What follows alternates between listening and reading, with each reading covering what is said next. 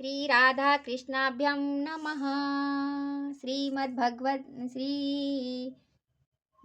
मद्भागवत महापुराण श्री बाल श्री कृष्ण भगवान की जय। जय जय श्री राधे, जय जय श्री राधे, जय जय श्री राधे।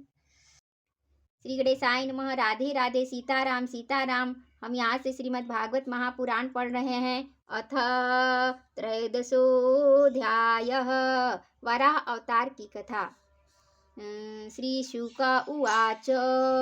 श्री सुखदेव जी ने कहा, राजन मुनिवर मैत्रेय जी के मुख से यह परम पुण्यमयी कथा सुनकर श्री विदुर जी ने फिर पूछा, क्योंकि भगवान की लीला कथा में इनका अत्यंत अनुराग हो गया। विदुर जी ने कहा, मुने स्वयंभू ब्रह्मा जी के प्रिय पुत्र महाराज स्वयंभू मनु ने अपने प्रिय पत्नी सतरूपा को पाकर फिर क्या किया? आप साधु शिरोमणि हैं, आप मुझे आदिराज राजर्षि स्वयंभू मनु का पवित्र चरित्र सुनाइए। वे श्री विष्णु भगवान के शरणापन्न थे, इसलिए उनका चरित्र सुनने में मेरी बहुत श्रद्धा है। जिनके हृदय में श्री मुकुंद जी के चरणाविंद विराजमान हैं, उन भक्तजनों के गुणों को श्रवण करना ही मनुष्यों के बहुत दिनों तक किए हुए शास्त्राभ्यास के श्रम का मुख्य फल है, ऐसा विद्वानों का श्रेष्ठ मत है। श्री सुखदेव जी कहते हैं, राजन विदुर जी सहस्त्र शीर्षा भगवान श्री हरि के चरणाश्रित भक्त थे। उन्होंने जब विनय पूर्वक भगवान की कथा के लिए प्रेरणा की, तब मुनिवर मैत्रेय का रोम रोम खिल उठा। उन्होंने कहा, श्री मैत्रेय जी बोले, जब अपनी भार्या सतरूपा के साथ स्वयंभू मनु का जन्म हुआ, तब उन्होंने बड़ी नम्रता के से हाथ जोड़कर श्री ब्रह्मा जी से कहा, भगवान एकमात्र आप ही समस्त जीवों के जन्मदाता और जीविका प्रदान करने वाले पिता हैं, तथापि हम आपकी संतान ऐसा कौन सा कर्म करें जिससे आपकी सेवा बन सके। पूज्यपाद, हम आपको नमस्कार करते हैं। आप हमसे हो सकने योग्य किसी ऐसे कार्य के लिए हमें आज्ञा दीजिए, जिससे इस लोक में हमारी सर्वत्र कीर्ति हो और परलोक में सद्गति प्राप्त हो सके। श्री ब्रह्मा जी ने कहा, तात पृथ्वी पते, तुम दोनों का कल्याण हो। मैं तुमसे बहुत प्रसन्न हूँ, क्योंकि तुमने निष्कपट भाव से मुझे आज्ञा दीजिए यो कहकर मुझे आत्मसमर्पण किया है। वीर पुत्रों को अपने पिता की इसी रूप में पूजा करनी चाहिए। उन्होंने उचित है कि दूसरों के प्रति ईर्ष्या का भाव न रखकर जहाँ तक बने उनकी आज्ञा का आदर पूर्वक सावधानी से पालन करे। तुम अपनी इस भार्या से अपने ही समान गुणवती संतान उत्पन्न करके धर्मपूर्वक पृथ्वी का पालन करो और यज्ञों द्वारा श्री हरि की उपासना करो, श्री हरि की आराधना करो। राजन, प्रजा पालन से मेरी बड़ी सेवा होगी और तुम्हें प्रजा का पालन करते देखकर भगवान श्री हरि भी तुमसे प्रसन्न होंगे। जिन पर यज्ञ मूर्ति जनार्दन भगवान प्रसन्न नहीं होते, उनका सारा श्रम व्यर्थ ही होता है, क्योंकि वे तो एक प्रकार से अपने आत्मा का ही अनादर करते हैं। मनु जी ने कहा, पाप का नाश करने वाले पिताजी, मैं आपकी आज्ञा का पालन अवश्य करूँगा, किंतु आप इस जगत में मेरे और मेरी भावी प्रजा के रहने के लिए स्थान बतलाइए। देव, सब जीवों का निवास स्थान पृथ्वी इस समय प्रलय के जल में डूबी हुई है। आप इस देवी के उद्धार का प्रयत्न कीजिए। श्री मैत्रेय जी ने कहा, पृथ्वी को इस प्रकार था जल में डूबी देखकर ब्रह्मा जी बहुत देर तक मन में यह सोचते रहे कि मैं इसे कैसे निकालूं। जिस समय मैं लोक रचना में लगा हुआ था, उस समय पृथ्वी जल में डूब जाने से रसातल को चली गई। हम लोग सृष्टि कार्य में नियुक्त हैं, अतः इसके लिए हमें क्या करना चाहिए? अब तो जिनके संकल्प मात्र से मेरा जन्म हुआ है, वे सर्वशक्तिमान श्री हरि ही मेरा यह काम पूरा करें। निष्पाप विदुर जी, ब्रह्मा जी इस प्रकार विचार कर ही रहे थे कि उनके नासा छिद्र से अकस्मात अंगूठे के बराबर आकार का एक वराह शिशु निकला। भारत, बड़े आश्चर्य की बात तो यही हुई कि आकाश में खड़ा हुआ एक वराह शिशु ब्रह्मा जी के देखते ही देखते बड़ा होकर क्षण भर में हाथी के बराबर हो गया।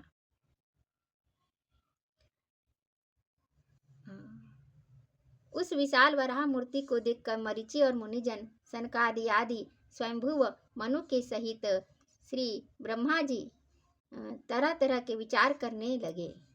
अहो, शुकर के रूप में आज वह कौन दिव्य प्राणी यहाँ प्रकट हुआ है। कैसा आश्चर्य है, यह अभी अभी मेरी नाक से निकला था। पहले तो यह अंगूठे के रूप पोरुए के बराबर दिखाई देता था, किंतु एक क्षण में ही बड़ी भारी शिला के समान हो गया। अवश्य यज्ञ मूर्ति भगवान हम लोगों के मन को मोहित कर रहे हैं। ब्रह्मा जी और उनके पुत्र इस प्रकार सोच ही रहे थे कि भगवान यज्ञ पुरुष पर्वताकार होकर गरजने लगे। सर्वशक्तिमान श्रीहरि ने अपनी गर्जना से दिशाओं को प्रतिध्वनित करके ब्रह्मा और श्रेष्ठ ब्राह्मणों को हर्ष से भर दिया। अपना खेद दूर करने वाली मायामय वाराह भगवान की घुरघुराहट को सुनकर वे जनलोक, तपलोक और सत्यलोक निवासी मुनिगण तीनों वेदों के परम पवित्र मंत्रों से उनकी स्तुति करने लगे। भगवान के स्वरूप का वेदों में विस्तार से वर्णन किया गया है, अतः उन मुनीश्वरों ने स्तुति की। उस वेद रूप मानकर भगवान बड़े प्रसन्न हुए और एक बार फिर गरज कर देवताओं के हित के लिए गजराज की सी लीला करते हुए जल में घुस गए। पहले वे शुकर रूप में भगवान पूछ उठाकर बड़े वेग से आकाश में उछले और अपनी गर्दन के बालों को फटकार कर खुरों के आघात से बादलों को छितराने लगे।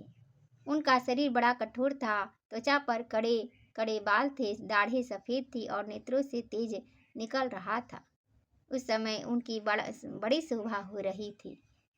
भगवान स्वयं यज्ञ पुरुष हैं, तथापि शुक्र रूप धारण करने के कारण अपनी नाक से सूंघ सूंघ कर पृथ्वी का पता लगा रहे थे। उनकी दाढ़ें बड़ी कठोर थीं। इस प्रकार यद्यपि वे बड़े क्रूर जान पड़ते थे, तथापि अपने स्तुति करने वाले मरीचि और आदि मुनियों की ओर बड़ी सौम्य दृष्टि से निहारते हुए उन्होंने जल में प्रवेश किया।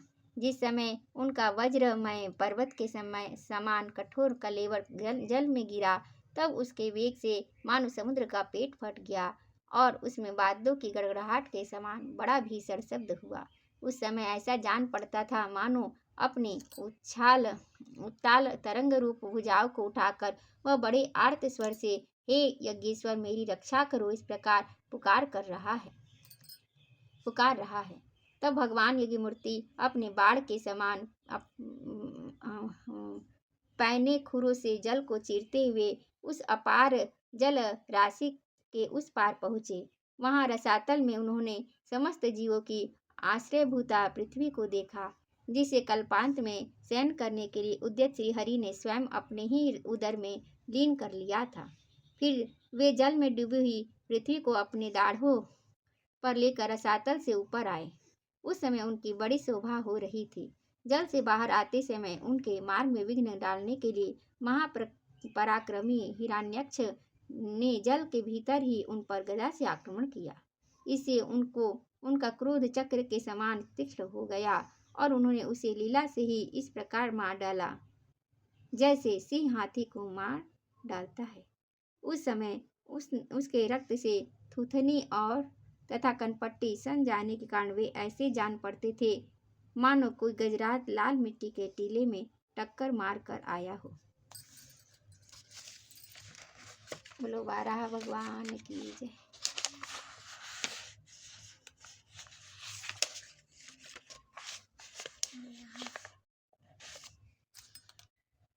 जिस समय मैं लोकड़चना में लगा हुआ था, उस समय पृथ्वी जल में डूब जाने से रसातल को चली गई।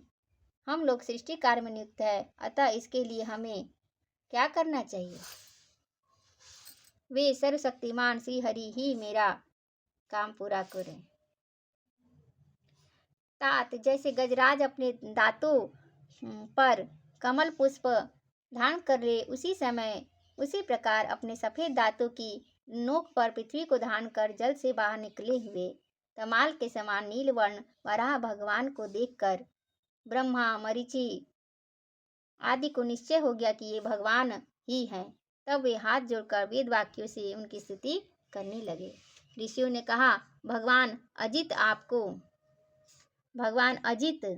आपकी जय हो यज्ञपति।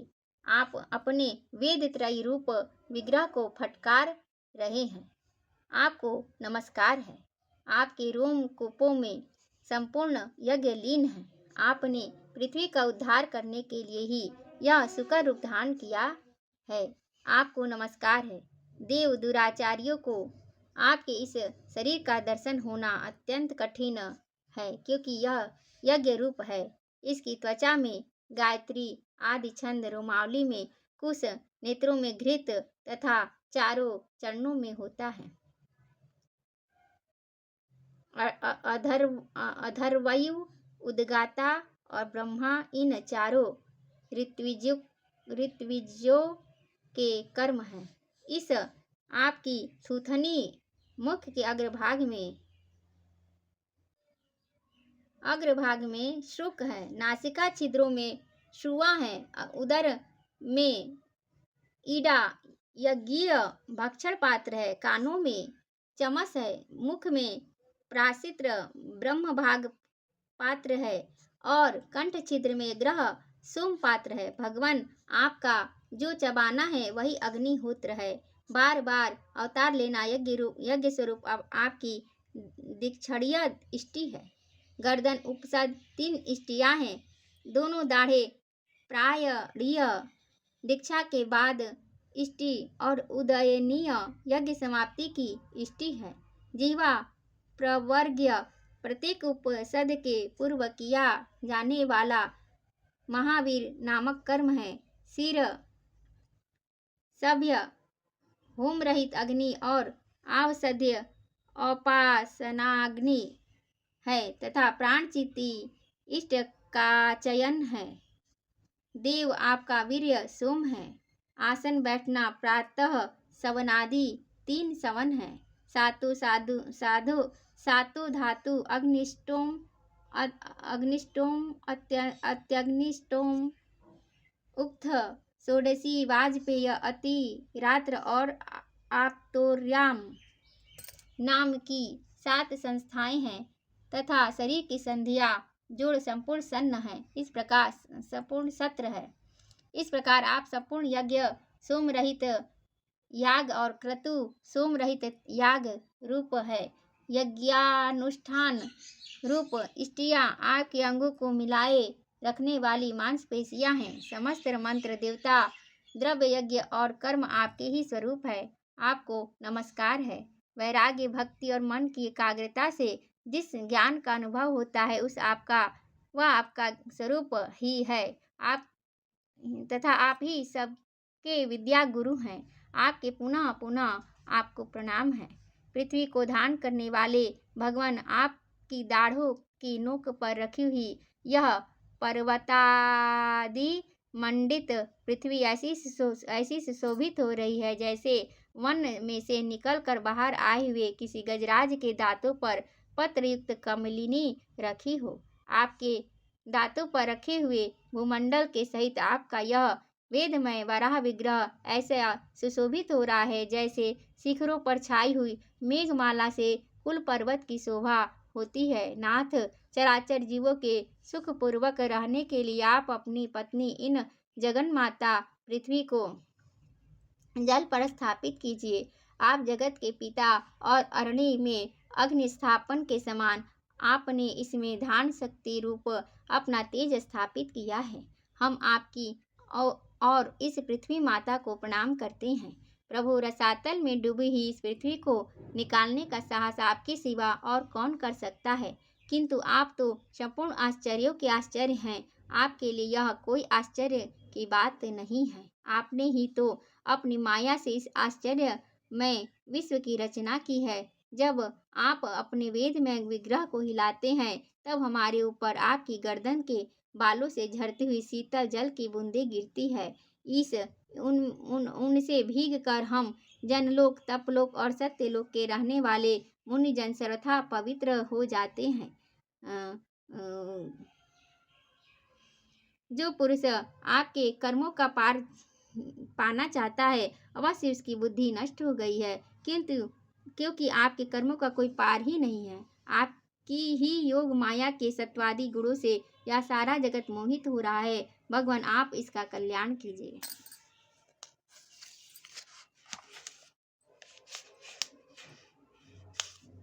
श्री मैत्रेय जी कहते हैं, विदुर जी, उन ब्रह्मवादी मुनियों के इस प्रकार स्तुति करने पर सबकी रक्षा करने वाले माँ वराह भगवान ने अपने खुरू से जल को स्तंभित कर उस पर पृथ्वी को स्थापित कर दिया। इस प्रकार रसातल से पूर्वक लाई हुई पृथ्वी को जल पर रखकर वे विश्वक्सेन प्रजापति भगवान श्री हरि अंतर्धान हो गए। बोलो वराह भगवान की जय। विदुर जी, भगवान के लीलामय चरित्र अत्यंत कीर्तनीय है और उनमें लगी हुई बुद्धि सब प्रकार के पाप तापों को दूर कर देती है। जो पुरुष अपनी उनकी इस मंगलमय मंजुल कथा को भक्ति भाव से सुनता या सुनाता है, उसके प्रति भक्तवत्सल भगवान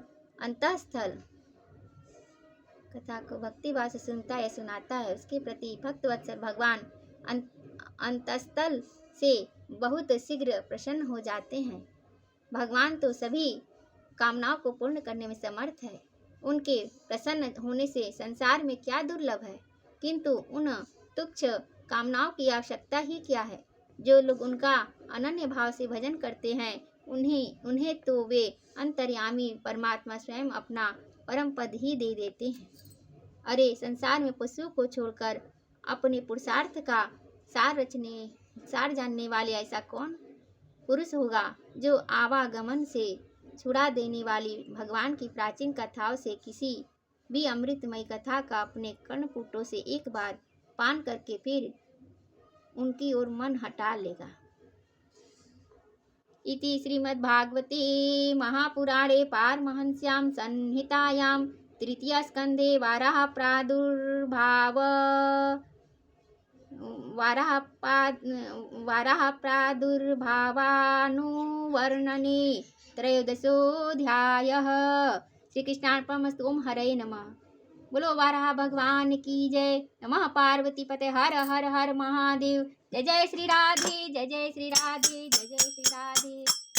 जय श्री कृष्ण गोविंद हरि मुरारी, हे नाथ नारायण वासुदेवम। राधे कृष्णा कृष्णा कृष्णा, राधे कृष्णा कृष्णा कृष्णा।